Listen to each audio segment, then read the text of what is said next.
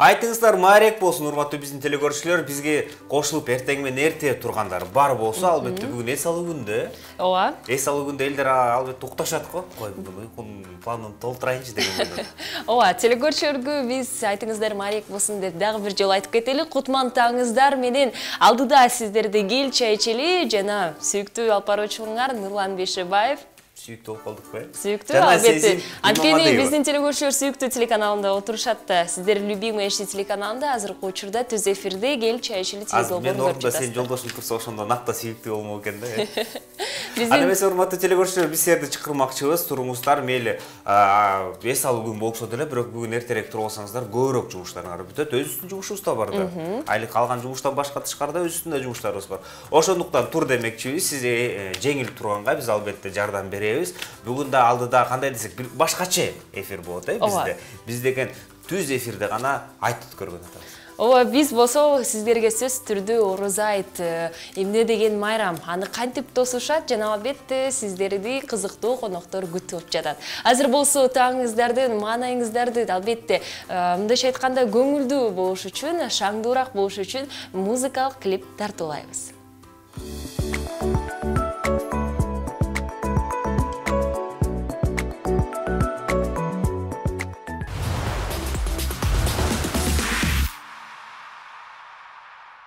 Айтыңыздар майрек болсын деп дагы бир жолу айтып кетмекчимин. Мына баягыдай эле айтып кеткенде кандай Кыргызстанда биринчи телевидениялардын бири болдук окшойт, Ошондо стол дасторкон алдында отуруп, конокторубуз менен айтып тозгондорду. Биздин телекөрүүчүлөргө айта кетели, биз кел чай ичели теледолбоорунун экинчи бөлүгүнө туш болдук. Албетте конокторго айт майрамында сөз түрдө жагымдуу маанайды сунуштоо керек. Жана биринчи кезекте айта кетели, бүгүн биздин бир эле коногубуздун майрамы болуп жатат дейм. Эки майрамды биз чогуу тосуп жатабыз. Бүгүн Үмүтай Абдышеванын туулган күнүңүз менен куттуктайбыз. Сизге бакубат жашоо жана албетте дүйнөдөгү бардык жакшылыктарды каалайбыз. Жана Асхат Сулайманов аттуу биздин дагы бир коногубуздун туулган күнү бүрсүгүнү болот экен. Сиздин дагы келе жаткан туулган күнүңүздөр менен кош келиңиздер. Эң соңку туулган күнүң менен айтып койбойсуңбу? Азыр эшиктин алдынан биз сүйлөшүп атканбыз да, анан эртең жок бүрсүгүн чакырса болмок экен, менин туулган күнүм да десем. Айтканыбыз Андан айтыңыздар маанек болсун, биздин баарыбызга белгилүү болгондой эле айт 3 күн созулат, ошондуктан биз дагы майрамдап кеттик. Жана албетте маанайыңыздар менен бөлүшүңүздөр, мен болсо чай сына берейин. Ооба, жанатаңдын кадр штуртунда баарын мен даярдаган мен болдум, анан сезим калып элеген чай болуп келип калды. Негизи айтыңыздар, айтты кандай тоздуңуздар? Үмүтай баштасынчы, кыздын 40 чачуулу. Анан мен шашпай айтып. Биз бала чакта күндө айттап, апаларыбыздын этегин кармап алып, мынча үйгө кирдик, 7 үйгө кириш керек экен, 10 үйгө кириш керек экен деген бир ишенимдерибиз бар болчу. Анан санап аябай борсок жеп майрамдачубуз. Ал эми быйыл болсо кече эшек айттаган жокмун, себеп дегенде кече эле туулган күнүм башталган. Анан ошонун урматына досторум сюрприз кылышып, клип тартып баштадык кече жасанып, бар жак бир жакка барып, анан түнү менен таң аткычакты ошо клипти достор менен тартып бүттүк. Ушундай жаңылык бар. Ооба. Быйыл өзгөчө белек болду. Андан кийин деле мына ушундай дасторкондо отурабыз. Мен айтым эми башталды десем болот. Чоң рахмат сиздерге ошон үчүн. Келиңиздер, мен салып бере берейин тамактан, Асхат байке, сиз бөлүшүп кетиңизчи. Үйдө эле отурдук. Үмүтай айткандай илгери 7 үйгө кыдырчыбыз да. Анан азыр могу коронавирус деп эшикке чыкпагыла үйдө болду беле. Анан үйдө болдук. Анан прямой видео вызов менен айттап койдук досторума. Кандай? Айтты. Дасторконун көрсөтүп койчу дедим, көрсөтүп. Болду, ос дедим, рахмат деп койду. Мага тетигден салып койчу деген жоксу. Жакшы. Жана баарыбызга белгилүү болгондой эле эмнегедир азыр социалдык тармактарда аябай белгилүү болуп кетти. Артисттердин жашоосу карантин учурунда оордукту жаратты деп. Чындыгында эле ошондой болду. Деги эле карантин учурунда эмне менен алектендиңиздер? Мен эме үй салып атам. Ошону карантин убагында наоборот мага жакшы болду. Тияк биягын кармап, эшиктин алдын тазалап дегендей, бирөө айткандай үйдө Төртөөбүз жашайт экенбиз, төртөө тең жакшы кишилер экен. Баары менен кененирээк таанышып, чай ичип дегендей. Ошол эле башка анан мындай кыйналып деле кеттик деп эчтеке кыйналыш болгон жок. Эми баягы соцсеттерди окуп аттык. Акчасы жок калыптыр, анан той жок, көчөдө калыптыр деген эми Кудайга шүгүр айтпай андай болбосо биз той жокто деле жашап жүргөнбүз. Анткени театрда иштейбиз, зарплатабыз бар дегендей, андан сырткары өзүбүздүн кичине анча-мынча киреше булактарыбыз бар дегендей.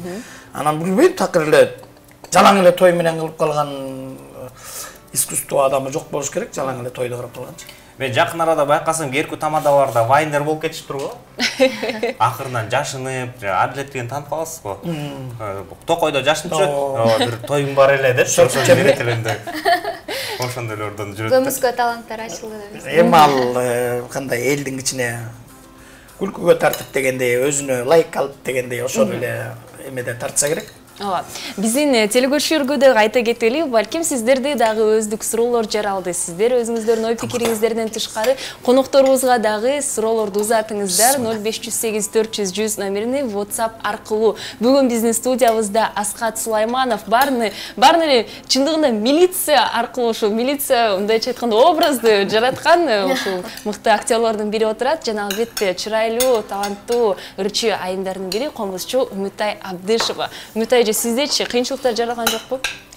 Эми тирүүчүлүктө жашоо улана үйрөткөн кандай гана кырдаал болбосун, анан айтылат го, адам жарык дүйнөгө келгенде эле рызкысы менен кошо төрөлөт дегендейчи. Аскат агам айтып өткөндөй эле, ошол Кудай берген рызкы менен күн өткөрдүк. 3 ай болду, 3 айдын жүзү болду, үйдө отурдук, бирок чындыгында мен үчүн аябай эле жакшы жактары мен үчүн көп болду. Себеп дегенде мен дагы көмүскө таланттарым ачылып, бир аз шилтемелерди шилтеп, бир жазып, он жазып, анан ошол карантин убагында көпкө чейин арткы планга калып келген пландарым баары алдыга чыгып аткарылды. Ал эмне план?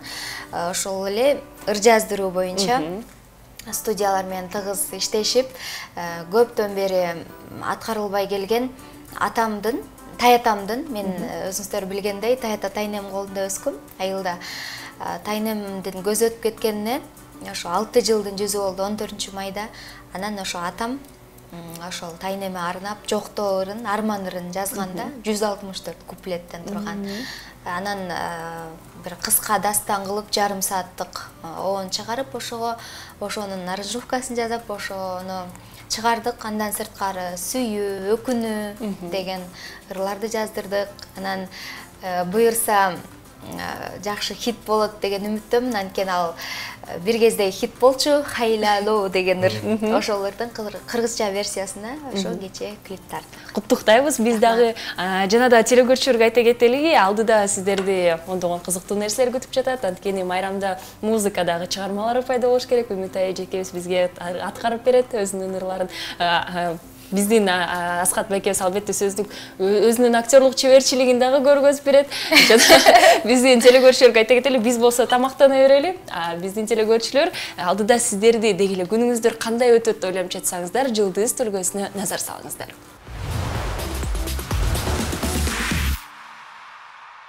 Кадр сыртында айтып болдук, сезимдин тамагы кандай таттуу экенин. Акырдан сүйлөшөрсөк. Эмнегедир Нурлан бүгүн отуруп мен тамактын баарын сындайт деп ойлоп жаткам да, бирок балким алдыда бар, Сындап, бияка жазып атып, бу кагаз жөнүлө турат дейсиң, анан кечинде жиберген баарын. Анда эмесе биздин телекөрүүчүлөрдүн билдирүүлөрүнө дагы өтө берели. 5314 номер менен аяктаган абонент бизге билдирүү жибериптир. Саламатсызбы, Үмүтай эжеке, кандайсыз? Бүгүнкү өздүк майрамыңыз менен чын жүрөктөн куттуктайм. Сизге каалоорум узун өмүр, чын ден соолук, башыңызга бакыт, жүзүңүзгө жылмаюу, ата-энеңиздин бактына, бир туугандарыңыздын бактына дайыма аман болуңуз, досторуңуздун арасында мамилеңиз ар дайым телекөрүүчүлөргө айта кетели, ар дайым жынып турган оттой жанып турсун. Эжеке жараткан Аллахым сизге 101 жаштан берген болсун.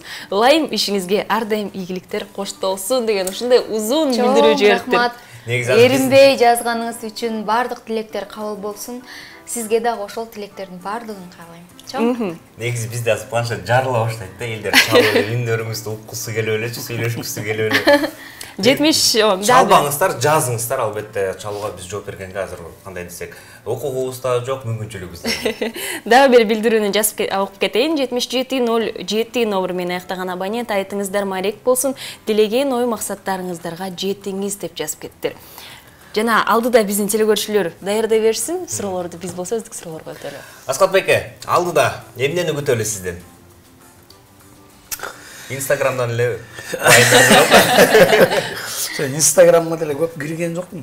Эми эмне жакында ошо бүгүндөн баштап театр иштей баштады, Кудай буйрса, репетициялар, бирок менин репетициям жок экен. Калган актерлор иштей баштады. Анан кино жаатында болсо жакында бир 2-3 проект бар, ошолор болгону турат. 15-июндан баштап бирөө башталат. Июлдун башынан бирөө башталат, 2-3 иш кылып ошондой башталат да. Эмнелер башталат? Кайсы проекттер аттарын айтып кеттиңиз? Эми негизи айтпаш керек болчу, бирок айтып берейин. Кошунан тандабайт деген жанагы сериалга түшкөм. Ошонун 2-сезон башталган. Кудай буйрса, 1 студия баштайт. Такебайдын 2-бөлүгүн тарткан атабыз, эми баягы Бакыт, режиссер Бакыт ошо мага да көп аябай суроо келген соцсеттерден, анан Бакытка да аябай 2-син тарткыла дебай. Анткени кино эсиңерде бүтүп атканда эми жогорку кеңештиге оңдоп чыгалы деп аягында бүтөт эмеспи? Элдин баары ошого кызык болуп атат да. Эми кандай тартат? Уландысы кандай деп жана Бакыт деле өзү айтат, ушунчалык суроолорун билген эмесмин деп. Анткени ошонун ичин тарткылагандай болот деген элдин немеси бар экен да. Мага да көп суроо берген, анан Бакыт ойлонуп аткан, тартпайм го 2-син Аскат байке көрөбүз деп, анан кайра ойлонуп туруп ушу 1-июлдан баштап даярданыңыз. Анткени отпускага чыгабыз, бош болуп, эч ким ары бери жөргөйт этпегендей болсун. Жакшылап иштейли дейт, макул деп ошо мурда күнү эле сүйлөштүк да. Анда көрүүчүлөр көп нерсени чечип коюшса болот экен да. Конечно. Анан суроо менен эле чечсе болот да, баары бир. Негизи биз деле Дем театры концерт беребиз го. Ар дайым концерттин аягында силер барып жүрсөңүздөр билет болушуңар керек. Концерт башталганда айтабыз, эң аягында эски номерлерден кайсы жакса силерге биз ошону ойноп берели, кат жүзүндө жибергиле бияка депчи. Анан аягында уже концерт акырында бир 2 номер калганда баягы кутучаны ачабыз. Балдар ошо бош балдар санайт. Могу номерге голос көп түшчү десе ошол номерди ойноп беребиз да. Анан ошол сыяктуу кинону деле ошентип эл чечет да, эл көрөт да. Жакшы. Биздин телекөрүүчүлөргө айтып кетели, сиздер дагы көп нерсени чечет экенсиздер. Жана балким азыр Аскат байке дагы актерлук жактан дагы өздүк суроолор болсо 0508 400 100 номерине узатыңыздар. Биз болсо сөзсүз түрдө Үмүт айженди алдыда ырдатабыз. Азыр бир билдирүүнү окуп кетейин, андан кийин сөзсүз түрдө телекөрүүчүлөр 1-чи орунда болгондуктан 8184 номер менен аяктаган абонент айтыңыздар маек болсун. Аскат байке келе жаткан өздүк майрамыңыз менен куттуктаймын. Эки дүйнөдө бактылуулукту каалайбыз. Сүкөлдөн Ширеке таекеңиздин атынан куттуктайбыз. Биз сиз менен сыймыктанабыз. Өнөрүңүз өркүндөй берсин, иштериңизге ийгилик каалайбыз дейт. Чоң рахмат. Таекелер турбайбы? Именно ушу Ширеке деген таеке Шералы өзүнүн аты. Экөөбүз да аябай окшоштурушат да. Мен айылга барып калганда көчөдөн көргөндөр дагы ай Шералы толуп кеткен экен деп атат. Шере таекем кичине арыгыраак, мен толугураак, анан экөөбүз аябай окшошпуз да. Чоң рахмат. Алдыда кызыктуу маектер күтүп жатат. Биз болсо бир нече убакыттан кийин сөз түрдө жагымдуу маегибизди улантабыз. Эч алыстабаңыз. Сезим, чоң рахмат. Оң немеле сон болуптур.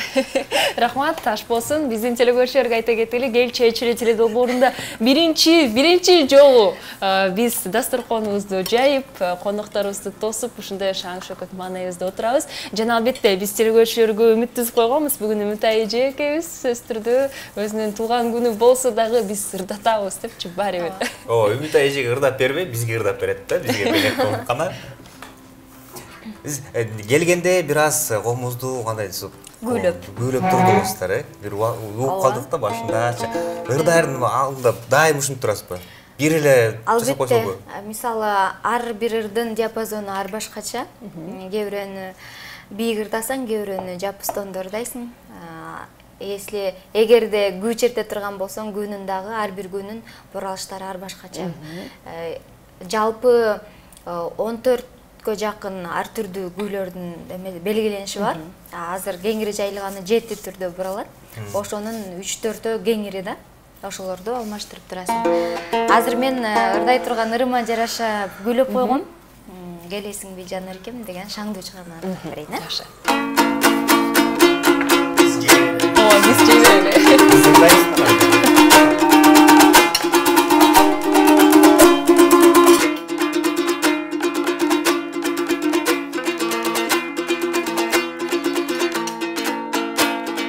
Ай чыкканда балгылдап, айды көрсөм сени көрүп кетпей берем жалдырап.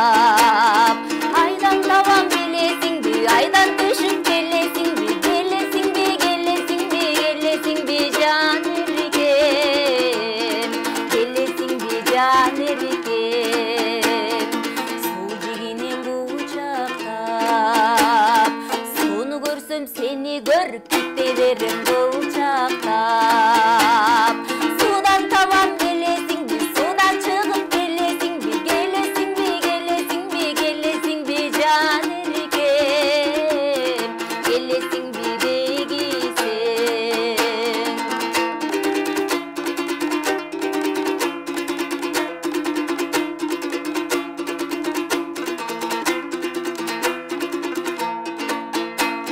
Жылдыз болуп койнума күлүп келчи, эркелечи, колуң коюп мойнума. Жүрөк какшайт кыйгылайын, кара көзүм кагылайын. Ананайын, ананайын, ананайын жан эркем, ананайын жан эркем. Жүрөк какшайт кыйгылайын, кара көзүм кагылайын. Ананайын, ананайын, ананайын жан эркем, келесиңби дегисең, келесиңби дегисең. Негизи ушундай убактарда кыйкыргың келет, кыргыздарда бар го. Басып отурдум. Арам отурдум. Катуураак кыйкырайын деп мен дагы акырын эле. Деп койбойм. Азыр эч ким жакпаса да. Жок, рахмат эже. Жана дасторкондун үстүнөн албетте жакшы нерселерден тышкары көйгөйлүү темаларын да бирин ачкым келип жатат. Чын айтайын. Эмнегедир Аскат Бекеге азыр сурообузун эмнегедир көпчүлүк азыркы учурда актерлор заманбап болобу? Албетте сөзсүз түрдө жаңы гана чыгып жаткан актерлор ушул ролду жарата алышпайт да. Чын айтайын, мен албетте кечирим сурайм, бирок көпчүлүк жаңы сериалдарды, жаңы кинотасмаларды көрө аласың. Мурунку ушул биздин кыргыз киносундагы актерлор сөзсүз түрдө сиз дагы 100% деңгээлинде аткарасыз. Эмне себептен? Балким алардык даярдык көрүшпөйт, же алардын таланты жок, же эмгектенишкен эмес. Негизи мындай сөз бар да, 99% эмгек керек. 1% талант болсо болот дейт. Бирок жанагынтип сиз ишенбегениңиз актерлор ойноп атканына. Алар деген чанда бар дечи, бар эмес. Сиз айткандай таарынып калышпасын, эмне кыйын болуп атат деп. Но мен өзүм деле көрүп жүрөм көп эле жерден, аттарын айтпай эле коеюн, мен баягы улуу катары айтам, могу жериң туура эмес болуп атат, мындай ойноо деп. Анткени ал өзүн өзү алдап, мен азыр мындай ойноп коем дейт да. Ал экранда калып калат, анан аны оңдой албайсың уша. Кийин экрандан көрүп, мындай ойносом болмок экен дейсиң, но ал оңдой албайсың. А театрда күнүгө оңдоп турсаң болот. Көчөгүн мындай ойноп койдум эле, чото бүгүн мындай ойноп салайчы. Силер ырдаган сыяктуу. Чото мен көчөгүн моун менен ырдасам үнүм жетпей калды окшойт, кичине ылдыйраак ырдайынчы дегендей да. Анан мен эми өзүмдү мактабайм, бирок мен өзүм ишенмейин. Мисалы дубль кылат го. Азыр жакшы болуп калды, мурункудай пленка эмес. Мурун пленка кымбат болчу да, 1 метри $6. Ал 40 дегендер 3 метр кетип калат. Анан сен ойнойсуң, это твои проблемы да, эмнеге актер болдуң анда деп. Азыр флешка кааласаң өчүрүп салып кайра 100 жолу тартып берсең болот да. Ошон үчүн мен өзүмө ичим толбой калса, айтам режиссерге. Давай, дайыр жолу мындай ойноп көрөйүнчү, чото могу жагы болбой калды окшойт. деп ошого аракет кылып, анан ошон үчүн баягы элге мындай да эми элге сиңимдүү кылып ойнош керек. Ошон элдин көз карашында, мисалы сен атай алла деселер саламатсың да моуна дей берсең, аны эч ким түшүнбөйт. А илгери ошон адамды түшүнчү көрүп. Азыр 21-чи кылымда адам өзгөрүп турат да, ошон үчүн адамга жараша ошол аң сезимине жеткиликтүү кылып ойнош керек да. Ошого мен аракет кылам. Кой, мондай менен азыркы мисалы жаштар момдай темада мисалы илгери бизди сабап өстүрсө, ата-энелер. Азыр уруп койсоң сразу 116-га чалам. Балдардын эмесин коргош керек. Укугун коргош керек. Ата-эненин укугун ким коргойт ошону төрөп өстүргөн? Деген проблеманы эч ким түшүнбөйт. Вот ошон үчүн мурун мисалы сабап эле бизди өстүргөн, жакшынакай өстүк, жакшы киши болдук дегендей. Мен аны айткан жокмун, сабап, не сабап эмес да. Мурун бизди сабап өстүргөн. Азыр бизди сабап, азыр балдарды сабабай өстүрүп, түшүндүрүп өстүрүп атат да. Бул замандын өзгөргөнү болот отпойбу? Ошон үчүн ошого жараша актерлор да өзгөрүп туруш керек деген ойду айткым келди. Менде да момдай суроо бар да, биз бир убакта ролик тартып калганбыз да. Анан театрдан актерду чакырсак, камерага ойногондо, ошо айтып бергенде, камера ойногондо биз башкача ойнойбуз депчи. Театрда башкача ойнойбуз депчи. Анан бир убакта өзү да аябай жакшы ойноп берди, атач ойноп берип туруп, анан кийин өлө сонун болду десек, жок, балдар дагы бир жолу тарталычы деди. Эмнеге десем, театрда ойногондо ойноп койдум деди. Камерага ойногондо ойношум керек. Ошондой бөлүнөбү? Бөлүнөт. Но в общем бөлүнбөйт. Бир эле искусство. Тут просто сахнада бул камера. Бирок театрда ойноп атканда посыл менен ойнош керек. Анткени аякта микрофон жок.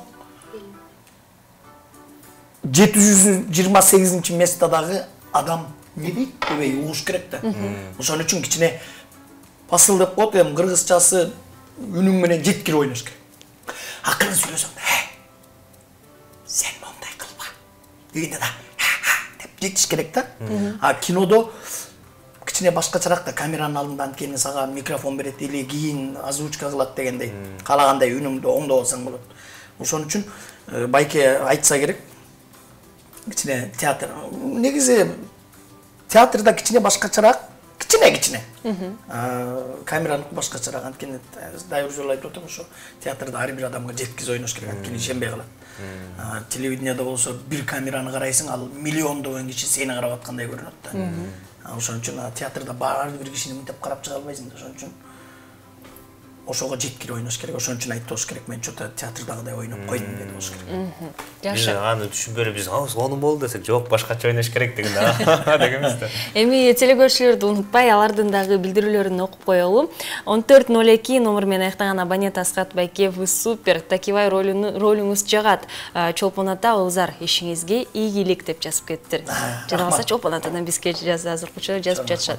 0809 номер менен аяктаган абонент, саламатсыздарбы? Мен сиздерди калтырбай көрөм. Аскат Сулайманов бир туугандарын билүүгө болобу? Аскат Байке деп жазып кеттир. Албетте сыр болбосо айтып берсеңиз болот. Сыр деле эмес, бир туугандарым. 150 бир тууган барын айтып чыгайын дебеңиз. Мен өзү негизи 4 бир тууганмын. 2 эжем, бир карындашым бар. Жалгыз эркекмин да. Ошол башка мен бир туугандарым деле жок. Ошол. Үмүт эже, сизчи? Сиз да андай айта кеттиңиз. Туугандарыңыз жөнүндө. Мен 4 бир тууганмын. Байкем бар, 89-жылкы. Жеңем бар, кыздары бар, сиңдилерим бар. Анан 2 иним бар. Үйдө жалгыз кызмын. Бир улуу иним буюрса армияга аттанды. Кичүү иним болсо мектепте окуйт. Чоңоюп калды. Анан мен. Жакшы. Кийинки биздин телекөрүүчүбүз бир нече билдирүү жазып кетти. 5314 номер менен аяктаган абонент. Аскат Байкенин бир киносу аябай жагат. Жанагы унутуп калыптырмын. Бензин алып келебиз деп шаарга барып тоноп кеткен киносу аябай жакшы дейт. Үмүт эжекеге комуздун коштоосу менен 25 май бүтүрүүчүлүгү арнап ырырдап бериңизчи, анткени мен бүгүн бүтүрүүчүмүн. Деги эле чындыгында айта кетсек, Кыргыз Республикасында гана эмес, бүткүл дүйнөдө вирус болгондуктан бүтүрүүчүлөр дагы үйдө отуруп калышты. Ар кандай көйгөйлөр пайда болду. Бирок ага карабастан ыр-сунун жатышат. Азыр эле айтайын деп аттым эле. Орозо айт, туулган күндөр, анан ошо быйылкы бүтүрүүчүлөрдү чын жүрөгүмдөн куттуктайм. 10 жылдык, 20 жылдык. 10 жылдык, 20 жылдык. 30 жылдык. Ооба. Көп майрам экен бүгүн Азыр бирдем айта кетечи көчөгүн. Кечинде 83-жылкы иним бар. Ошол чалып атат. Быйыл силердин 20 жылдык деп десем. Анткени WhatsApp'тан көрүп калдым да 83-төр бирөө куттуктап быйыл 20 жылдын карап десем, ооба дейт. Кабай эмне ойлосуңар эми десем. Биздики көрүп калганбыз Аскат байке дейт. Эмне болду десем, 83-төр 9 жыл турбайбы? Биздики өзүбүзгө окшогон жылбы билбейм. 5 жылдыгыбызда акайым качып кеткен, 10 жылдыгыбызда багиим качып кеткен, 15 жылдыгыбызда эмне бирдеме болгон, эми мына 20 жылдыгыбызда коронавирус көрүп деле калганбыз. Анысы кандай 83-төр бир куттуктап коюштук. Жалпы 10 жылдык, 20 жылдык, 30 жылдык жана быйылкы бүтүрүүчүлөрдү куттуктайбыз. Силерсиздер биздин келечек ээлерибиз, ошондуктан жакшы кесип тандап, келечектин мыкты адистери болуп, Кыргызстандын даңкын чыгарат деп ойлойбуз. Мен ойлоптум эле Мазмуттай жаап туруп бастан нырдай ийебидечи, бутусуна дейин. Окуучулук кайыгым деген баарыбыз эле сүйүп уккан, сүйүп ырдаган ырдырдап берели Аскатбекке. Актай бара калганмын, ак кайык жасаганмын, окуучулук өмүрүм деп жазганмын, аккан сууга салганмын, көпкө чуркап барганмын, узаганча кол булгалап турганмын, агып кеткен окуучулук кайыгым, эми издеп таппай калдым дайынын, үнсүз тиктеп тонун булагын, өткөндө эстеп бүгүн турамын, аттиң менен ошол бала курагым, 10 жыл бирге туздашым, классташым, курдашым, аман болгон тагдыр кайда бурбасын, акыл айтчу ардайым, эжелерим агайым, кеч болсо да рахматым айтайын, агып кеткен окуучулук кайыгым, эми издеп таппай калдым дайынын,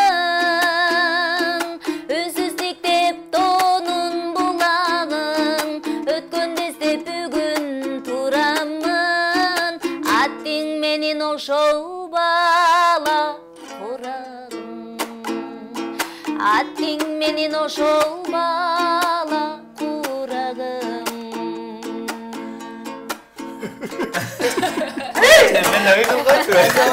Чындыгында мен дагы бала кезимде Аскат байкени дагы мындай көз караш дагы өзгөрүп кетти да. Анан бүгүнкү биздин темабыз Орозо айт майрамы болгондуктан Аскат байке, Мынтай эжеке, бизге да бөлүшүп кетиңизчи. Балким кичинекей кезиңиздеги Орозо айтты кандай тосчуңар, эмнесин жакшы көрчүңөр? Мисалы мен айтып кеттим. Кичинекей кезимде ошо бала чагымда Орозо айт келгенде эле айтыңыздар майрек болсун деп кошунага кирип эле ошол таттууларды акчалай каражат болду алуу, ушул мага аябай белек болчу да, мындайча айтканда. Балким сизге башка нерсе дагы эстей калды. Балким бир окуялар болгонду, жатталып калгандар. Мен эстей турайын сени. Окуя деле болгон эмес, жана эфирдин башында айтып өткөндөй эле ошо кошуналарды кыдырып, досторду кыдырып барып, тамак ичип, борсок жеп, ошол эле бизге аябай мындай майрамдык маанай тартуулачу да.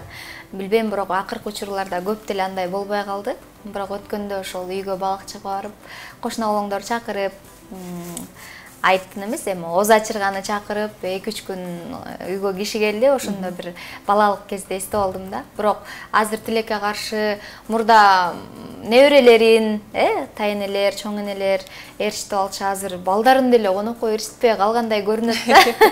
Өздөрү келип эле анан момпой отуруп эле тамак ичип алып кетип калышат. Мурункудай шаң жок эсе да. Асхат байке, сизчи Нурланды борсокташсыз беле, чуркап ара бери? Оода эми кичинекейибизден бирок ошол айт майрамда ташып жүрөм же башка майрамда ташып жүрөм. Ошо айтта тойдун баарында эле ташыйсызбы? Оода анан борсок ташыган өзүнчө эле сон болчу. Эң кырылчыбыз да, келе мен көтөрөсүң, сен көтөрөсүң болуп. Жолдон төгүп. Жолдон төгүп таякча жогот. Мындай ушу чын эле эсимде деле жок. Анткени эмнегедир бул биз кичинекей кезде Советтер Союзу болчу да. Мындай айт майрам деп деле укчу эмесмин да. Анан азыркы балдар мисалы жарамазан айтыпчы келип атышпайбы? Андай жок болчу биздин кезде. Мен бир эсимде бар. Аксакалдар бир комуз менен айтчу, бирок анда эшикти кылдатып эшиктин алдынан айтчу эмес, кирип келип отуруп, Рамазан айтып келдим, деп баарын отургузуп анан бир айтчу да, анан ошондо алдына тамак коюп, мен бирок чынын айтканда акча бергенди эле мен көп көрчү эмесмин. Анан азыркы современный балдардын айтканы го дейм, акча берсең аламын, акчаны көз аламын. Мурда кой улак. Мурун кой, мен улак берсең албаймын, убалына калбаймын. Козу берсең аламын, койнума катып аламын деп ушундай.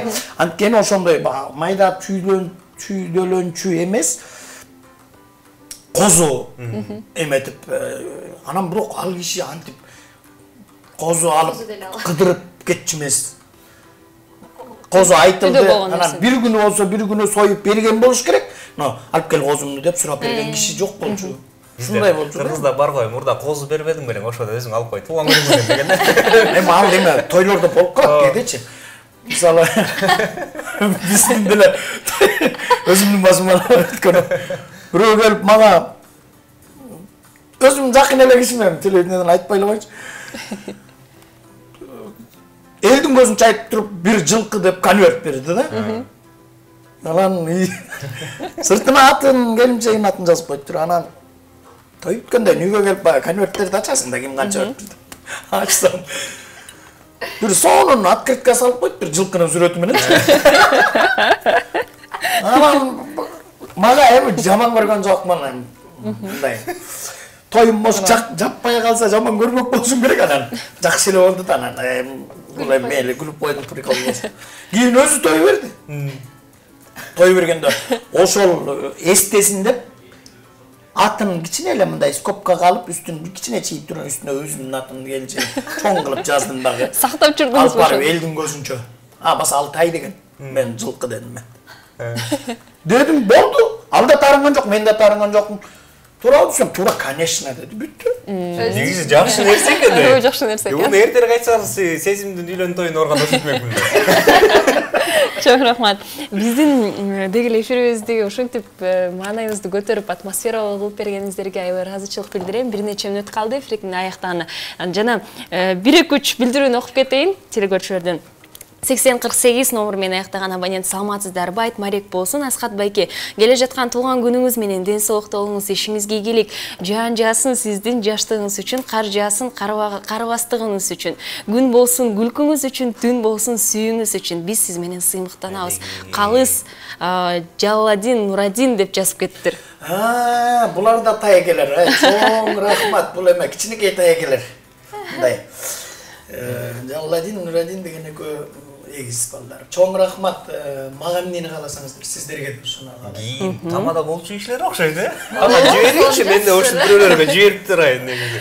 Шапоого киргиз койсо жакшы сөздөр экен. Андан кийин эфирден сөз түрдө жиберем. 0780 номер менен аяктаган абонент саламатсыздарбы? Сиздердин түз эфирден пайдаланып, улус Атайды балыкчы шаарындагы 1-гимназия мектебин аякташы менен чын жүрөктөн куттуктайбыз деп жазып кеттир. Атасы Мирлан, апасы Рима, иниси Бекбол. Албетте куттуктоолорду бүгүн майрам болгондуктан кабыл алып жатабыз. Жана дагы бир жолу ыраазычылык. Келе жаткан туулган күнүңүз менен Мумтай эжеке сиздин бүгүнкү өздүк майрамыңыз менен куттуктайбыз. Жана алдыда эң негизгиси бул жашоодо менин оюмча бул кыял. Эң негизги сиздердин дагы жашооңуздарда ошол ойлонуп жаткан кыялдарыңыздар сөз түрдө орундалсын. Эркин микрофон. Кыска кыскача. Сиз улус. Не айтам. Жалпы кыргыз элине ушул алдыда турган баладан эртерээк чыгып кеткенди тилектешелем. Ар дайым ушинтип дасторкон жайып бири-бирибизди чакырышып бирөөнүн үйүнө барбай калган жаман экен. Үйүңө киши келбей калган те жаман экен. Кыргыздарга эң эле жаман болуш керек. Ооба, андан көрөп ушинтип чогулуп алып жакшы сөздөрдү айтып турган жакшы да. Сиздерге да чоң рахмат бизди бүгүн чакырганыңыздарга. Үмүт ай туулган күнүң менен. Кыздын жашы 18 дейт. 18ге чыгышың менен. Ошол жалпы Кыргызстанга эмне айтам. Аман эсен болушсун. Бөөдө кырсыктан, баладан кыргызды тышкарыбыз. Омин. Үмүт айчы. Дастарконуңуздар ар дайым жайылып турсун. Анан бир кенедей эле бир нерсени майрам деп шылтоолоп, ошонун аркасы менен бири-бирибизге жакшы сөздөрдү арнап жүрө берелик. Ал эми кыргыз элимде тынчтык болсун, бейпилчилик болсун. Агам айткандай, бөөдө кырсыктан сактасын. Чоң рахмат. Биздин телекөрүүчүлөрдүн да көңүл бурганыңыздарга чоң рахмат. Сиздерди дагы бир жолу Ораза айт майрамы менен куттуктайбыз. Биз менен болуңуздар ар дайым.